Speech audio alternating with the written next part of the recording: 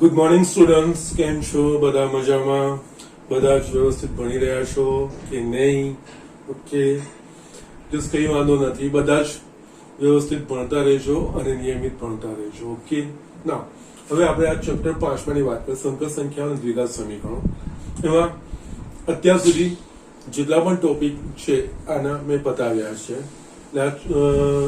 Chapter સાથે સંલગ્ન જેટલા બી મુદ્દાઓ છે, ટોપિક છે, પતી ગયા. આમાં આપણા પાસે હજુ બી બે વસ્તુઓ બાકી છે, પ્રકીર્ણ ઉદાહરણો અને પ્રકીર્ણ સ્વાધ્યાય. ઓકે, એ મેં મારે બતાવવાના છે. પણ એના પહેલા હું વચ્ચે એક તમને વધારાની વસ્તુ બતાવું છું. એટલે ખરેખર તો આ જે ચેપ્ટર છે સંકર સંખ્યાઓ, એ JEE ના પોઈન્ટ ઓફ વ્યૂ થી ખૂબ જ મહત્વનું ચેપ્ટર છે.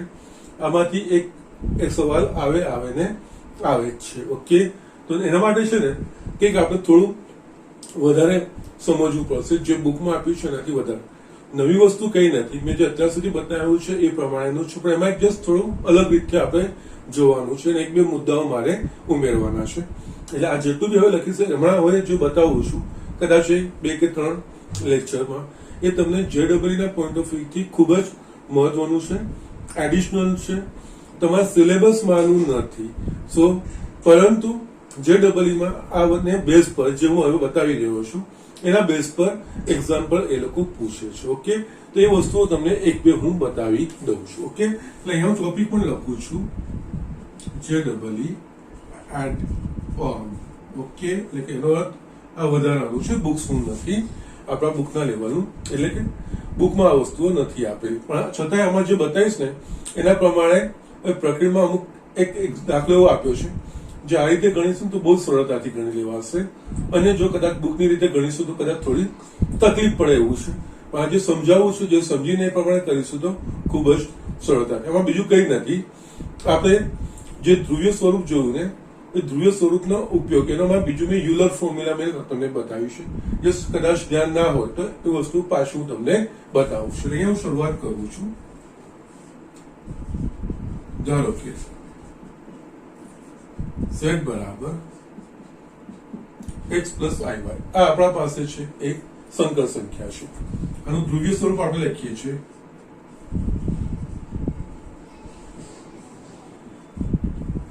z બરાબર આ કૌંસમાં cos theta plus i sin theta, જ્યાં r એ આ સંકર સંખ્યાનો માનાંક લખીએ છીએ, એટલે કે વર્ગમૂળમાં x² વત્તા y² અને થીટા જેને આપણે કહીએ છીએ આનો કોણાંક સંકેતમાં આર્ગ્યુમેન્ટ ઓફ z, અને આ કઈ રીતે મેળવીએ છીએ તો જે મેં બીજી રીત બતાવી, tan થીટા બરાબર y/x. ઓકે, આ રીતે sin થીટા cos થીટા મને મેળવવાની જરૂર નથી. આમાં મેં આગળની બીજી બી રીત બતાવી હતી, tan phi બરાબર માનાંકમાં y/x પછી જે x અને y ના ચિહ્નો હશે એના પ્રમાણે કયા ચરણમાં એનો કોણાંક આવે, એ ચરણ નક્કી થઈ જાય પછી આપણે એના પ્રમાણે phi ના મૂલ્ય પરથી, બીજા ચરણમાં હોય તો પાઈ માઇનસ phi, ત્રીજા ચરણમાં તો માઇનસ પાઈ પ્લસ phi, પહેલા ચરણમાં હોય તો થીટા બરાબર phi, એટલે કે કોણાંક બરાબર phi, અને ચોથા ચરણમાં હોય તો થીટા બરાબર માઇનસ phi, એ રીતે આપણે લઈએ છીએ. ઓકે, એ આપણે હું જ્યાં બનશે એ ત્યાં વસ્તુ કરતો જઈશ. ઓકે, સો આ રીતે આપણે આ વસ્તુઓ કરીએ છીએ. ઓકે, ના છે ને અહીંયા એમના જસ્ટ આનો ઉપયોગ કેવી રીતે કરવાનો છે એ. યસ, આમાં બીજી એક વસ્તુ મારે બતાવવાની છે તમને. આ z બરાબર અહીંયા આ cos theta plus i sin theta, અને આપણે આ રીતે પણ લખી શકીએ છીએ, r e raised to i theta. Okay, ના ચલો આ લખતા પહેલા એક સંકેત આપણે લઈએ જેને યુલર ફોર્મ્યુલા કહેવામાં આવે છે, પછી આના પરથી લખીએ છીએ. ઓકે, યસ, એક સંકેત અહીંયા વાપરું છું, e raised to i theta. આનો અર્થ cos theta plus i sin theta. આને યુલરની ફોર્મ્યુલા કહેવામાં આવે છે. ઓકે, એટલે અહીંયા શું છે, આપણે r cos theta plus i sin theta છે, તો cos theta plus i sin theta છે કે આપણે e raised to i theta લખી શકીએ છીએ. ઓકે, આ રીતે z is equals to r e raise to i theta હું નેક્સ્ટ એ જ લખું છું. ઓકે, હવે આમાંનો અર્થ કેવી રીતે કરવાનો, જે આ એંગલ હોય, જો આની જગ્યાએ આ વસ્તુને e raise to minus i theta, એટલે અહીંયા i સાથે માઇનસ થીટા, અહીંયા જ્યાં થીટા દેખાય ત્યાં માઇનસ થીટા મૂકવાનું, એટલે આ રીતે cos of minus theta plus i of sine of minus theta. હવે આપણને ખબર છે cos ઓફ માઇનસ થીટા બરાબર cos થીટા, એટલે અહીંયા cos થીટા અને sin ઓફ માઇનસ થીટા એટલે માઇનસ sin થીટા, એટલે આ થશે માઇનસ i sin થીટા, એટલે e raise to minus i theta. આનો અર્થ શું થાય, અહીંયા જો કોઈ પણ e રેઝ ટુ 2 થીટા લખું તો cos 2 થીટા પ્લસ આ i sin 2 થીટા, જો e raise to minus i 2 થીટા લખીશ તો cos 2 થીટા માઇનસ i sin 2 થીટા એ રીતે આપણે લખી શકીશું. કોઈ ખૂણો હશે π/3, e રેઝ ટુ i π/3 તો cos π/3 plus i sin π/3. Just આને યુલરની ફોર્મ્યુલા કહેવામાં આવે છે. એટલે આના પરથી આપણે આ જ વસ્તુ માટે અને આ ધ્રુવીય સ્વરૂપ આ રીતે લખીશું માટે z બરાબર r cos theta plus i sin થીટા, આની જગ્યાએ હું લખીશું r e raise to i થીટા, જ્યાં r એ z નો માનાંક જે બી હશે એ અને થીટા બરાબર z નો કોણાંક આર્ગ્યુમેન્ટ ઓફ z. આ વસ્તુ થઈ ગઈ. યસ, એટલે અહીંયા આપણા પાસે કોઈ પણ સંખ્યાનો માનાંક ખબર હોય અને એનો કોણાંક ખબર હોય તો આપણે સંકર સંખ્યાને આ રીતે r e raise to i થીટા, જ્યાં e રેઝ ટુ i થીટા બરાબર cos theta plus i sin થીટા એ રીતે આપણે દર્શાવી શકીએ. આ રીતે દર્શાવવામાં ફાયદો શું છે એ હું તમને બતાવું છું. ઓકે, અહીંયા હવે બે સંકર સંખ્યાઓ હોય એમનો ગુણાકાર અને ભાગાકાર એ રીતે આપણે હોય, બે ગુણાકારમાં બી બંને સંકર સંખ્યા હોય, ભાગાકારમાં બી બંને સંકર સંખ્યા હોય, તો એવા સંકર સંખ્યાઓનો કોણાંક અને જસ્ટ માનાંક શોધવામાં આ જે રીત છે e raise to i theta ખૂબ જ સરળ થઈ જશે અને આપણે બહુ ઇઝીલી ફાઇન્ડ કરી શકશું. એટલે એના માટે અહીંયા લખું છું કે ધારો કે બે સંકર સંખ્યાઓ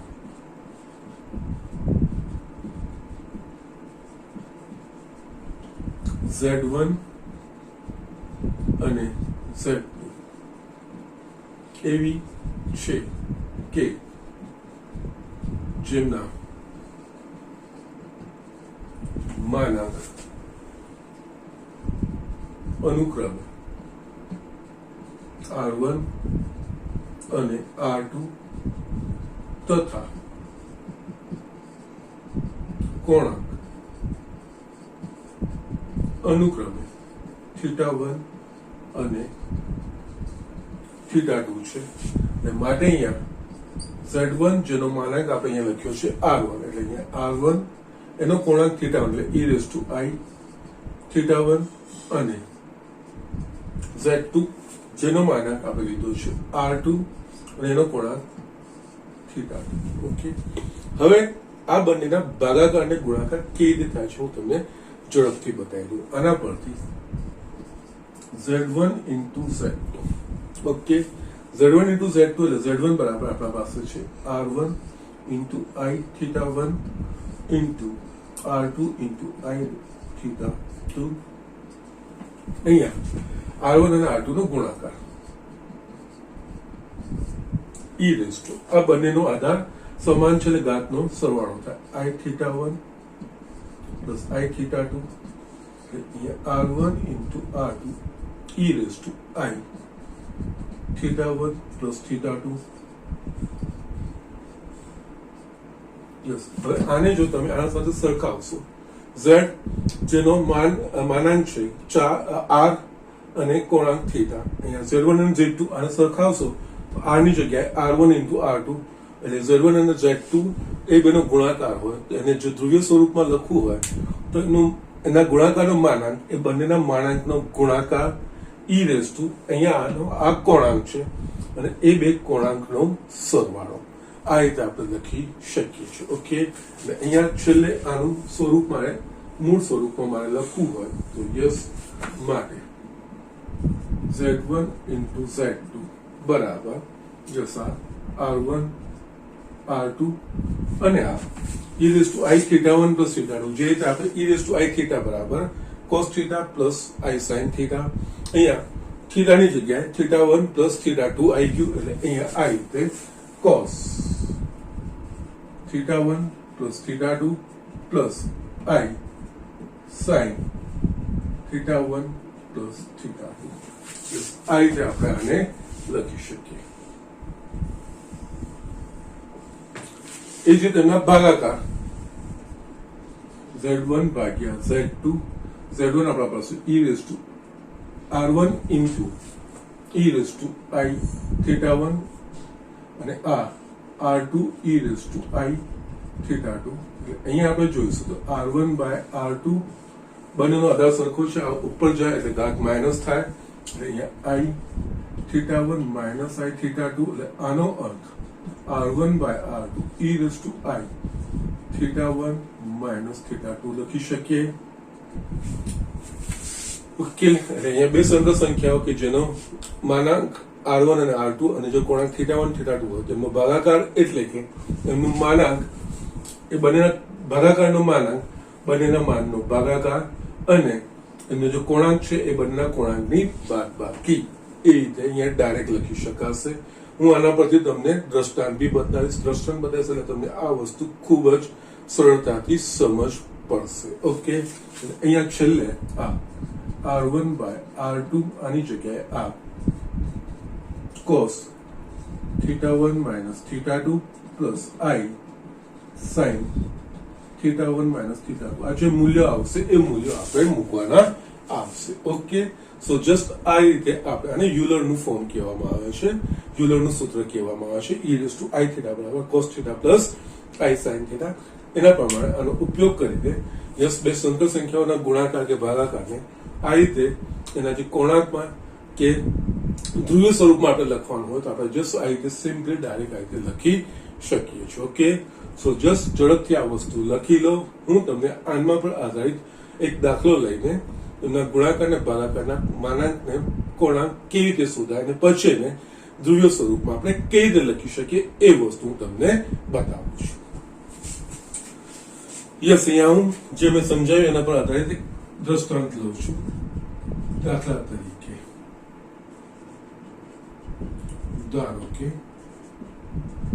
z1 બરાબર 1 plus I અને z2 બરાબર 1 minus I રૂટ યસ મેં આ બે સંકર સંખ્યાઓ લીધી છે ઓકે હવે આપણે z1 into z2 અને z1 by z2 આપણે ધ્રુવીય સ્વરૂપમાં લાવવાનું છે એટલે અહીંયા પહેલું આપણે લઈશું z1 by z2 z1 શું છે મારા પાસે 1 plus I છેદમાં z2 1 minus I રૂટ 3 છે ઓકે આટલી વસ્તુઓ છે મારા પાસે અહીંયા હવે આગળ વધતા પહેલા અહીંયા z1 અને z2 બંનેને આપણે અલગ અલગ રીતે શોધીએ છીએ z1 બંનેના આપણે r અને થીટાના સ્વરૂપમાં અહીંયા z1 બરાબર આપણા પાસે 1 plus I છે એટલે આપણે ધારો કે આને કહીએ કે x1 plus I y1 okay હવે અહીંયા x અને y ની જે ચિહ્નો પરથી અહીંયા x1 y1 બંને કેવા છે ધન છે એટલે આને અનુરૂપ જે કોણાંક આવશે એ પ્રથમ ચરણમાં આવશે આનો કોણાંક થશે ઓકે સો જસ્ટ આના પરથી આપણે લખીએ તો અહીંયા યસ આ z1 plus z2 થઈ ગયું ના અહીંયા યસ આનો માનાંક એટલે કે આપણે r1 બરાબર માનાંકમાં z1 બરાબર વર્ગમૂળમાં યસ x1 નો સ્ક્વેર વત્તા x1 બરાબર 1 અને y1 બરાબર 1 એટલે અહીંયા 1 નો સ્ક્વેર પ્લસ 1 નો સ્ક્વેર એટલે આ મળશે r1 બરાબર √2 આ મને મળી ગયું ના નેક્સ્ટ આપણે એનો કોણાંક ઓકે કોણાંક માટે મેં જે તમને બતાવ્યું છે એના પ્રમાણે tan phi બરાબર tan phi1 લખો અહીંયા કારણ કે બે વસ્તુઓ છે ને એટલે phi1 phi2 થી અલગ કરીશ tan phi બરાબર માનાંકમાં y1 છેદમાં x1. યસ, y1 બરાબર શું છે મારા પાસે 1 અને આ 1 એટલે આ થશે 1 tan phi. યસ, phi ના કયા મૂલ્ય માટે tan નું મૂલ્ય 1 થાય તો કે pi/4. આ tan pi/4 માટે એટલે આના પરથી માટે phi1 is equals to pi/4. Yes, પ્રથમ ચરણમાં છે. પ્રથમ ચરણમાં એટલે કે આનો કોણાંક આર્ગ્યુમેન્ટ ઓફ z1 બરાબર θ1 બરાબર જે આપણે શોધીએ એ આ ધન મૂલ્ય શોધીએ છીએ એ જ મેં આ દાખલાઓ તમને આગળ બતાવ્યા છે કે કઈ રીતે પ્રથમ ચરણમાં આ રીતે આપણે tan phi શોધીએ. પ્રથમ ચરણ તો θ બરાબર phi. આ રીતે tan phi શોધીને જો બીજા ચરણમાં તો pi minus phi, ત્રીજા ચરણમાં તો minus pi plus phi અને ચોથા ચરણમાં હોય તો θ બરાબર minus phi. મેં તમને આકૃતિ સાથે ને ડિટેલમાં બધી વસ્તુ મેં તમને બતાવી છે. એના પ્રમાણે પ્રથમ ચરણમાં છે એટલે θ1 બરાબર phi1 બરાબર આ થશે pi/4. ઓકે, આપણને z1 નો કોણાંક અને z1 નો માનાંક મળી ગયો. માટે આપણે આ રીતે લખી શકીશું z1 બરાબર r1 e raised to I θ1, r1 બરાબર √2 e raised to I θ1 એટલે કે pi/4. આનો અર્થ cos pi/4 plus I sin pi/4. Okay, એટલે આ જસ્ટ પહેલું મેં z1 લખ્યું. એ જ રીતે આપણે z2 જોઈએ. z2 બરાબર મને અહીંયા આપ્યું છે 1 minus I √3. આને તમે x2 plus I y2 સાથે સરખાવો.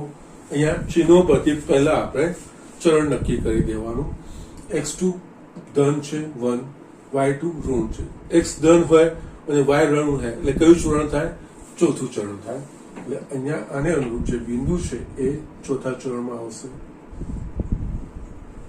આ થશે એનો કોણાંક થશે. ઓકે, x અક્ષની ધન દિશા સાથે જે ખૂણો બનાવે કોણાંક. ઓકે, માનાંકનું તો કઈ વાંધો નહીં, ડાયરેક્ટ આવી જશે. આના પરથી પહેલા આનો માનાંક r2 બરાબર માનાંકમાં z2 એટલે કે માનાંકમાં z2 1 નો સ્ક્વેર પ્લસ માઇનસ √3 નો સ્ક્વેર એટલે આ થશે વર્ગમૂળમાં 4.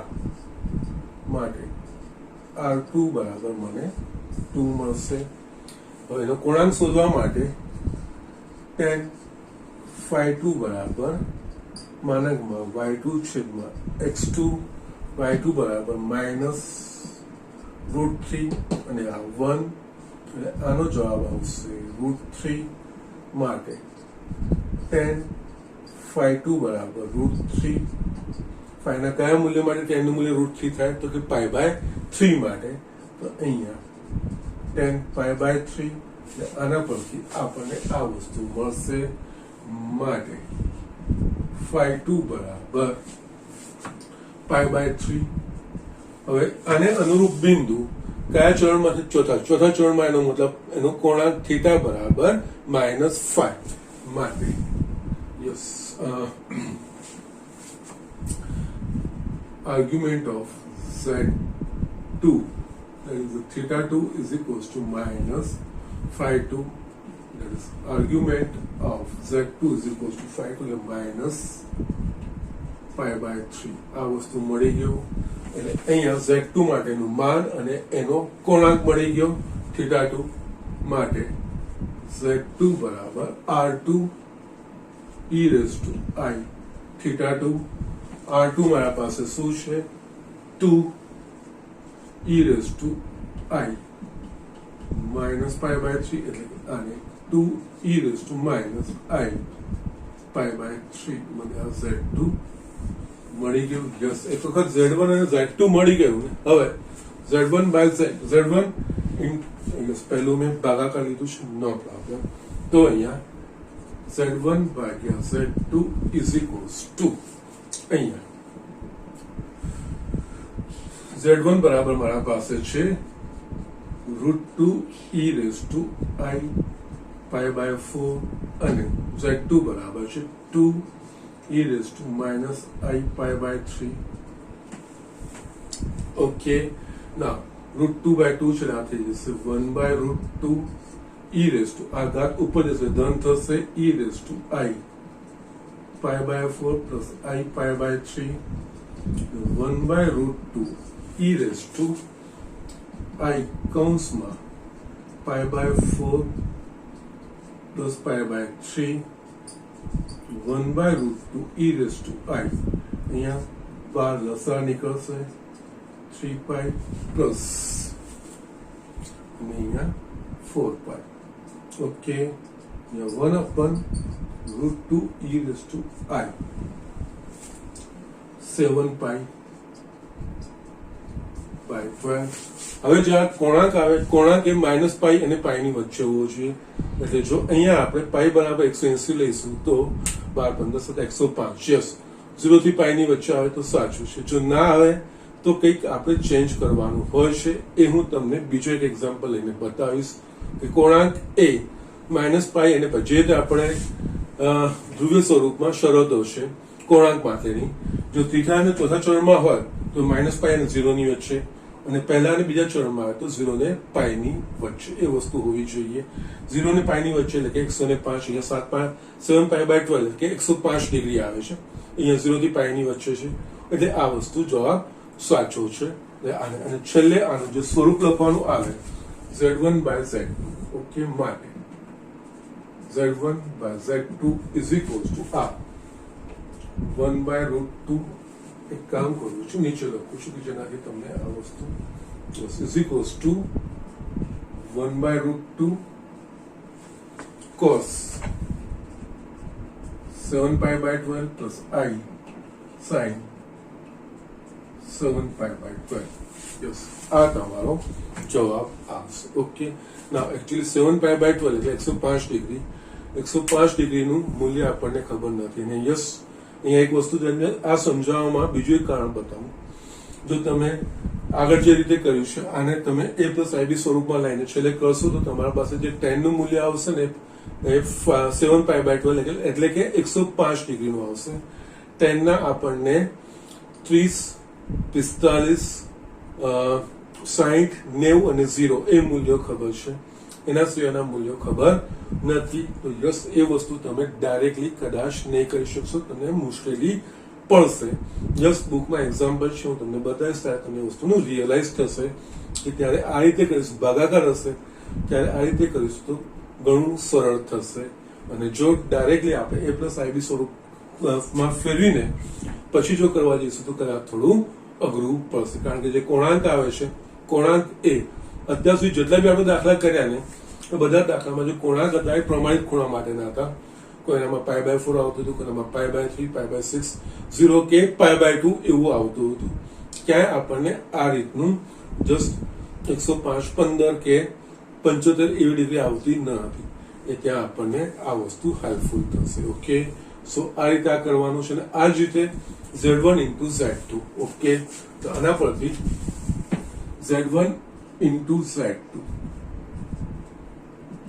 બરાબર z1 બરાબર શું છે મારા પાસે √2 e raised to I π/4 અને z2 બરાબર મારા પાસે છે 2 e raised to -I π/3 આ બે સંખ્યાઓનો ગુણાકાર એટલે કે 2 √2 આધાર સરખા છે એટલે અહીંયા ઘાતોનો સરવાળો e raised to I કૌંસમાં π/4 -π/3 2√2 e raised to I અહીંયા પણ 12 લસા 3π -4π 2√2 e raised to I -π/12 -π/12 એટલે કે -15 ડિગ્રી યસ એ 0 થી -π વચ્ચેનો ખૂણો છે એટલે અહીંયા વેલિડ માનાંક છે એટલે અહીંયા યસ આને 2√2 e raised to -I π/12 અથવા તો 2√2 cos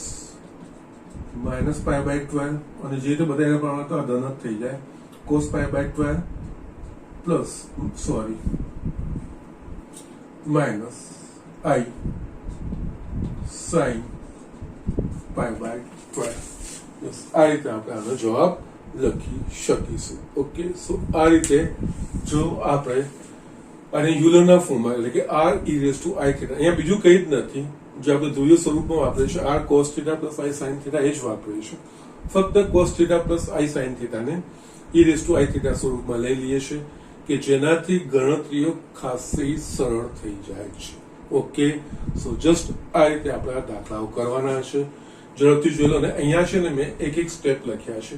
હવે JEE માં શું છે કે આપણે થોડી ઝડપ બી જોઈશે. તો હવે તમે છે ને જસ્ટ આ લખેલી સંકર સંખ્યા આનો માનાંક શોધી શકો.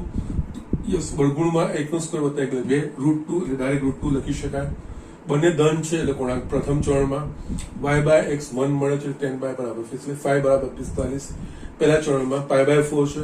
પહેલા ચરણમાં θ બરાબર 5 એટલે ડાયરેક્ટ તમે લખી શકો છો. જસ્ટ એક બીજો એક્ઝામ્પલ બતાવું છું કે યસ ડાયરેક્ટ ગણતરી કરવાનો આપણે પ્રયત્ન કરવાનો, યસ જેનાથી આપણને સ્પીડ આવે અને દાખલાઓ ઝડપથી કરી શકાય. યસ, આ જે વસ્તુ બતાવી રહ્યો છું એ JEE ના પોઈન્ટ ઓફ વ્યૂ થી બતાવી રહ્યો છું. એમાં જેટલી ઝડપ હોય, એક્યુરસી હોય એટલું સારું આપણે વધારે દાખલાઓ કરી શકતા હોઈએ છીએ. ઓકે, સો જસ્ટ લખી લો. બીજામાં ડાયરેક્ટ કેવી રીતે કરાય, કેવી રીતે આપણે ધ્યાન રાખવાનું એ બધી વસ્તુ તમને હું બતાવું છું. ઓકે, સો just write down quickly. Yes students, અહીંયા હું એક બીજો દાખલો લઉં છું.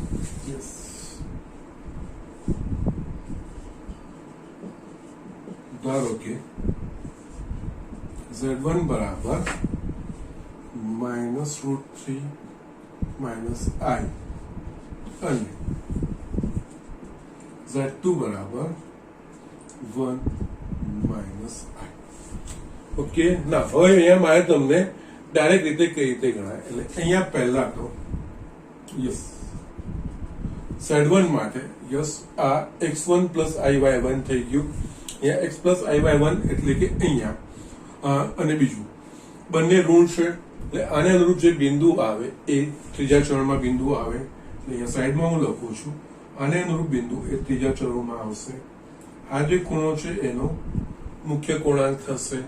ઓકે, નાવ એટલે અહીંયા બીજું આનું માનાંક તો સિમ્પલી -√3 - 1 એટલે વર્ગમૂળમાં ડાયરેક્ટ તમે લખી શકો Z1 નું માનાંક એટલે અહીંયા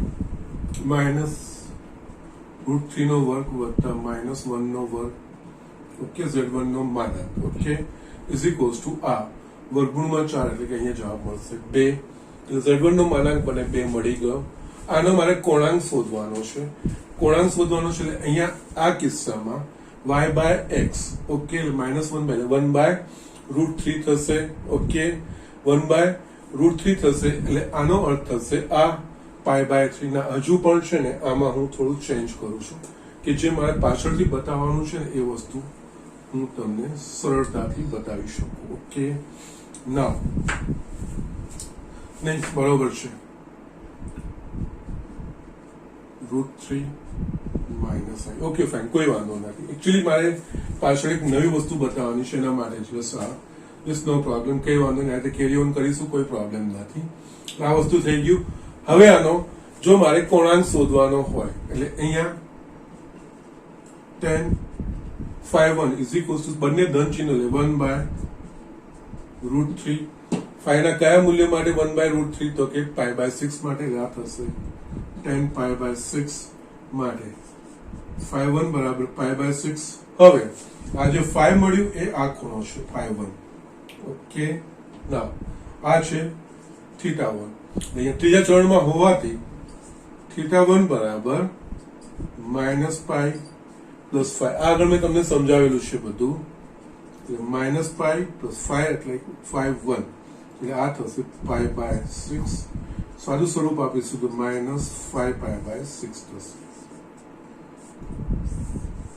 ઓકે, એટલે અહીંયા Z1 જો મારે લખવું હશે Z1 નો માનાંક 2 e⁻θ1 એટલે -I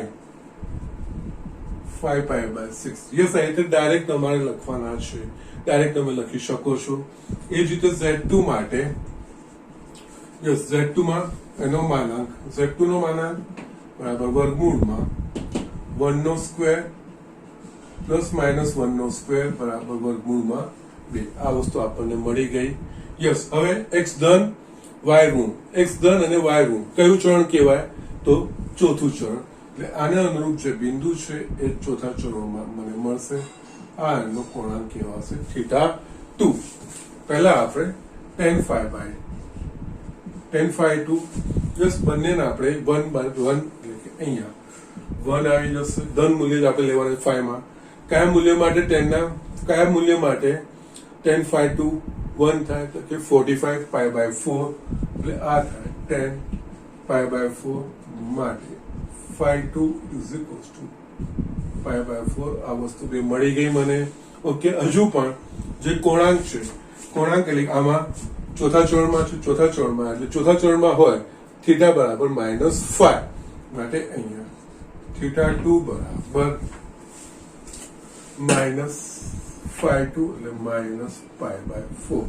ઓકે, છેલ્લે આપણે Z2 ને લખું છું. Z2 નો માનાંક છે √2 e -i/4.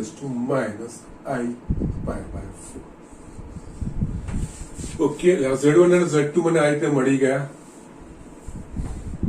હવે મારે એમનો ધ્રુવીય સ્વરૂપ અથવા તો કોણાંક શોધવું હોય તો અહીંયા Z1 into Z બરાબર Z1 બરાબર મારા પાસે છે 2e -i/6 અને Z2 છે √2e -i/4.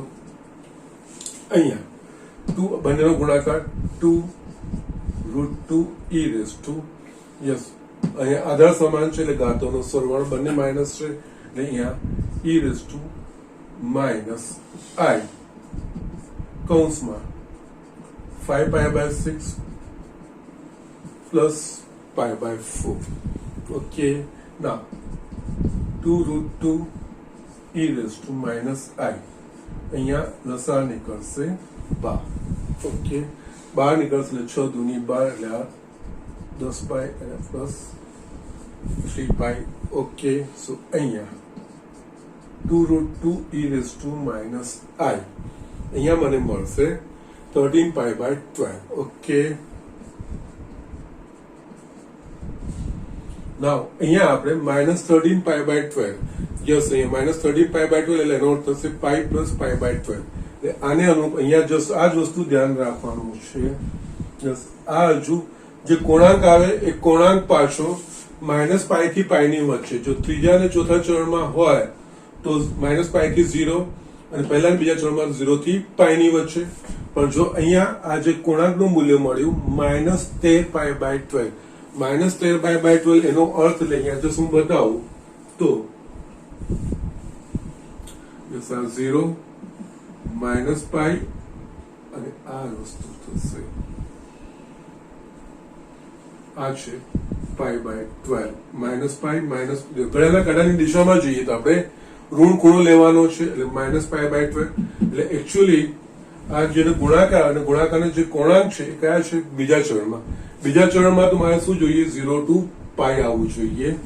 પણ અહીંયા 0 to π ની જગ્યાએ -13π/12 એટલે કે જસ્ટ જે આપણે રૂઢિ સ્વીકારી છે કે કોણાંક -π થી π ની વચ્ચે હોવો જોઈએ તે અહીંયા સંતોષાતું નથી, તો એને આપણે લાવવો પડે. તો એના માટે આપણને ખબર છે કોઈ પણ ત્રિકોણમિતિ વિધેયના મૂલ્ય 2π ના અંતરાલે એનું પુનરાવર્તન થાય છે. ઓકે, એનું પુનરાવર્તન થાય છે એટલે આમાં શું કરીશું, આ જે ખૂણો આવ્યો જે આપણને કોણાંક મળ્યો, કોણાંક એ જે આપણે સ્વીકારેલી રૂઢિ છે -π થી π ની વચ્ચે નથી મળતો, તો આમાં આપણે 2π ઉમેરી શકીએ કારણ કે આપણા પાસે આ સૂત્રો છે cos 2nπ પ્લસ x બરાબર cos x તથા આપણા પાસે ત્રિકોણમિતિમાં ભણ્યા છે 2nπ પ્લસ x બરાબર sin x. 2π ના અંતરાલે મૂલ્યોનું પુનરાવર્તન થતું હોય છે. તો યસ, એમાં જો કોઈ પણ ખૂણામાં 2π ઉમેરીશું અને એનો cos લઈશું તો આપણે એના મૂલ્યો બદલાશે નહીં. એટલે એકચ્યુઅલી આ cos 13π/12 and sin 13π/12 એ વસ્તુ થવાની છે.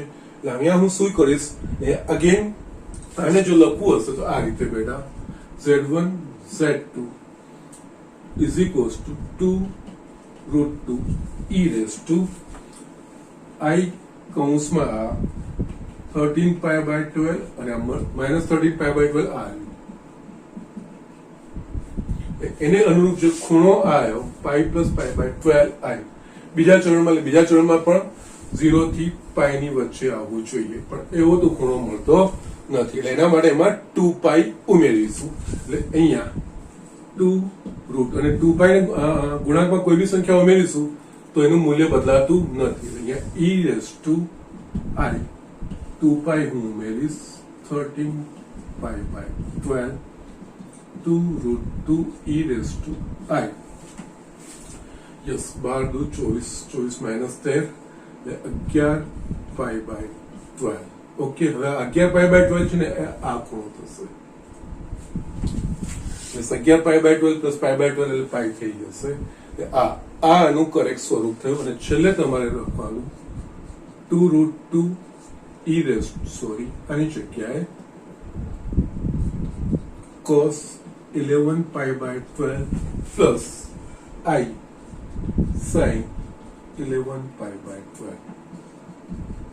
આ ધ્રુવીય સ્વરૂપ થયું. ઓકે, જસ્ટ ધ્યાન રાખજો, આ એડિશનલ છે, જસ્ટ વધારાના નોલેજ માટે લખ્યું છે. JEE ના પોઈન્ટ ઓફ વ્યૂ થી આ બધી વસ્તુ તમારી અગત્યની છે. એ વસ્તુની દ્રષ્ટિએ આ બધી વસ્તુ અને અઘરું કઈ નથી. જસ્ટ આપણે જે ધ્યાન રાખવાનું છે એ જ ધ્રુવીય સ્વરૂપમાં જે રૂઢિઓ સ્વીકારેલી છે એના પ્રમાણેના. જસ્ટ કોઈ પણ સંકર સંખ્યા હોય તો સંકર સંખ્યાનો કોણાંક એ -π થી π ની વચ્ચે હોવો જોઈએ. એટલે અહીંયા પણ Z1 અને Z2 ને બે ગુણાકાર કરીશું તો આપણને કોઈ સંકર સંખ્યા જ મળશે. તેનો કોણાંક પણ -π થી π ની વચ્ચે જ આવવો જોઈએ. પણ આ રીતે ગણતરીઓ કરતા આપણને જે કોણાંક મળે છે -13 પાઈ બાય 12 એ -π થી π ની વચ્ચેનો નથી. -π કરતા વધારે નેગેટિવ થઈ ગયો છે.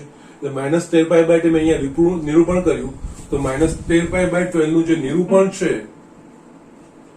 એ આ ખૂણો મળે છે. એટલે કે આ બીજું ચરણ, તો બીજા ચરણમાં તો 0 થી π ની વચ્ચે હોવું જોઈએ. આ રીતનો ખૂણો ના થાય. એટલે કે પાઈ બાય 2 અને પાઈ ની વચ્ચે આવવો જોઈએ. તો એના માટે મેં 2π ઉમેર્યું. એટલે એ જ રીતે ઘણીવાર 2π બાદ પણ કર્યું, પણ ઘણીવાર કંઈક જે આપણે આગળના એક્ઝામ્પલ જોયા એમાં કંઈક ઉમેરવું કે બાદ, કારણ કે જે ખૂણા આવતા હતા એ -π અને π ની વચ્ચે મળી જતા હતા. એટલે એમાં કંઈ ઉમેરવાની કે બાદ કરવાની જરૂર પડતી ન હતી. અને એટલા માટે સમજાવું છું કે આના પછી હું એક જે નોટ લખીશ. અને અહીંયા બીજી એક વસ્તુ, તમે આ દાખલાઓ કર્યા એમાં તમે એ વસ્તુનું એ પણ ધ્યાન આપ્યું હશે કે બે સંકર સંખ્યાઓને જ્યારે ગુણીએ છીએ તો એ બે સંકર સંખ્યાનું જે પરિણામ મળે ગુણાકારનું, એનો કોણાંક એ બે સંકર સંખ્યાઓના કોણાંકોનો સરવાળો થાય છે. એ બે સંકર સંખ્યાઓના કોણાંકનો સરવાળો થાય છે. એ કોણાંકનો સરવાળો થઈને જે જવાબ મળશે એમાં જો કંઈક ઉમેરવું બી ના પડે, અથવા તો 2π ઉમેરવું પડે, અથવા તો 2π બાદ કરવું પડે. જે પ્રમાણેનું જે કોણાંક આવશે, કોણાંક -π થી π ની વચ્ચે લાવવા માટે. અને અહીંયા 2π ઉમેરીશું કે 2π બાદ કરીશું તો કોસના કે સાઈનના જે મૂલ્યો છે બદલાવાના નથી. કારણ કે એના માટે આપણા પાસે સૂત્રો છે કે કોઈ પણ ત્રિકોણમિતિ વિધેયનું મૂલ્ય 2π ના ગુણાંકમાં અંતરાલે એનું પુનરાવર્તન થાય છે. કે એનું એ જ મૂલ્ય મળે છે. એ આપણે ત્રિકોણમિતિમાં ભણ્યા છે. બસ એટલે એના પ્રમાણે n બરાબર 1 લેશો તો 2π થશે. યસ 2π ઉમેરીશું કે -2π 4π 6π કે 8π, યસ એમાં ઉમેરીશું તો યસ દરેક વખતે અહીંયા cos x બરાબર cos x જ લખાશે, sin x જ લખાશે. જસ્ટ જે x ના મૂલ્ય માટે છે એ જ વસ્તુ આપણને મળશે. આપણે ત્રિકોણમિતિમાં સમજ્યા છે એના પ્રમાણે આ વસ્તુ મેં તમને અહીંયા બતાવી છે. ઓકે, સો જસ્ટ આ રીતે આ વસ્તુ થતી હોય છે. આના પરથી આપણે આનો ભાગાકાર પણ લખી શકીએ. ભાગાકાર કેવી રીતે થશે? ભાગાકાર Z1 બાય Z2. Z1 મારા પાસે છે 2 e raise to -i 5π by 6 અને Z2 મારા પાસે છે √2 e raise to -i π by 4. 2 √2 છે એટલે અહીંયા √2 e રેઝ ટુ, યસ આ દાગ ઉપર જશે એટલે ધન થઈ જશે. અહીંયા e raise to i -5 by 6 plus π by 4. અહીંયા √2 e raise to i -5 by 6 plus π by 4. અહીંયા e raise to yes i plus આ બહાર નીકળશે -10π પ્લસ 3π. આ થશે √2 e raise to i -7π by 12. હવે અહીંયા આપણે જોઈએ તો યસ અહીંયા પાઈ બરાબર 180 મૂકીશું તો આપણને -105 ડિગ્રી એટલે 0 થી -180 વચ્ચેનો ખૂણો છે, તો અહીંયા આપણે કોઈ ફેરફાર કરવાની જરૂર નથી, કારણ કે 0 થી -π ની વચ્ચેનો ખૂણો એક મળે છે. યસ, છેલ્લે તમારું √2 cos 7π/12 - I sin 7π/12 આ રીતે તમારે ભાગાકાર થશે. એટલે અહીંયા આ સમજવાનું છે. યસ, અહીંયા જયારે ગુણાકાર કર્યા તો જે આપણે એનો કોણાંક આવ્યો, કોણાંક એ -π અને π ની વચ્ચેની, એને લાવવા માટે આપણે એમાં 2π ઉમેરીને એની વચ્ચે આપણે લાઈન પછીનો જવાબ લખ્યો. ભાગાકારમાં જે પરિણામ આવે છે એ સીધું 105 ડિગ્રી, 7π/12 એટલે કે 105 ડિગ્રી થશે. એ 0 થી 100 વચ્ચે 180 વચ્ચેનો ખૂણો છે, જે આપણે સ્વીકારેલી રૂઢિ પ્રમાણે છે, એટલે એમાં કોઈ ફેરફાર કરવાનો નથી અને એઝ ઇટ ઇઝ જ લખવાનો છે. અહીંયા આપણે જોઈશું કે બે સંકર સંખ્યાનો ભાગાકાર કરીશું, એ સંકર સંખ્યાના જે કોણાંક છે ને, કોણાંકની બાદબાકી થાય છે. ઓકે, Z1 ના કોણાંકમાંથી Z2 નો કોણાંક બાદ થાય છે અને જે માનાંક છે એનો સીધો ભાગાકાર થાય છે. ઓકે, એટલે આ જે એક્ઝામ્પલ જે બતાવ્યા એના દરેક વસ્તુ મેં બતાવી, એના પરથી છેલ્લે એક હું નોટ લખું છું, જે ખૂબ જ મહત્વની છે. ઓકે, સો ઝડપથી આ વસ્તુ લખી દો. હું એક નોટ લખું છું. યસ સ્ટુડન્ટ્સ, અહીંયા એક નોટ લખું છું. યસ, જે ભણી ગયા એના પરથી argument of Z1 into Z2, બે સંકર સંખ્યાઓના ગુણાકારનો કોણાંક બરાબર argument of Z1 plus argument of Z, બંનેના કોણાંકનો સરવાળો પ્લસ 2k π જ્યાં k બરાબર 0, 1 અથવા તો -1.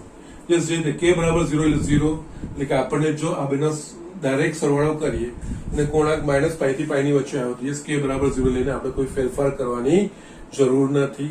પણ બંનેનો સરવાળો કરીને જે જવાબ આવ્યો એ જવાબ એક કોઈ ધન π ની મોટી સંખ્યા આવી ગઈ તો એમાં k બરાબર -1 લઈને એને આપણે જવાબ લાવી દેવાનો, અને કોઈ ઋણ -π થી મોટી નાની સંખ્યા આપણને મળી ગઈ તો એનામાં 2π, k બરાબર 1 લઈને 2π ઉમેરીને આપણે એને જસ્ટ -π થી π ના કોણાંકમાં લાવવાનો, એવો અર્થ થાય. ઓકે, ને એટલા માટે જ મેં તમને આ બધી આ સૂત્રો લખું એના પહેલા આ બધી સિચ્યુએશન એટલે જ મેં તમને બતાવી કે આ વસ્તુ જે લખીશ એનો અર્થ શું થશે. કારણ કે એક એક્ઝામ્પલમાં આપણે કર્યું કે જે હમણાં આગળના એક્ઝામ્પલમાં Z1 ગુણ્યા Z2 કર્યું, એમાં આપણે 2π ઉમેરવા પડ્યા, કારણ કે જે ખૂણો આવ્યો ઋણ ખૂણો એ -π કરતા નાનો થઈ ગયો. બીજા ચરણમાં 0 થી π ની વચ્ચે આવો એટલે એમાં 2π મેં ઉમેરીને એના પ્રમાણે જે સ્વીકારેલી રૂઢિ છે એના પ્રમાણેનો કોણાંક આપણે મેળવી શક્યા. અને એ જ રીતે કોઈ ધન ખૂણો મળે, એ રીતે આપણે સંખ્યાઓ અને ધન ખૂણો